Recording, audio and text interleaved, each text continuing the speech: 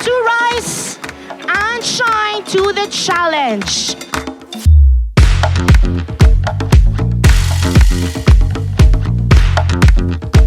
And here you are witnessing the competition for Baker's Cup American Quality Croissant Challenge. Of course, this is brought to us by U.S. Sweet Associates.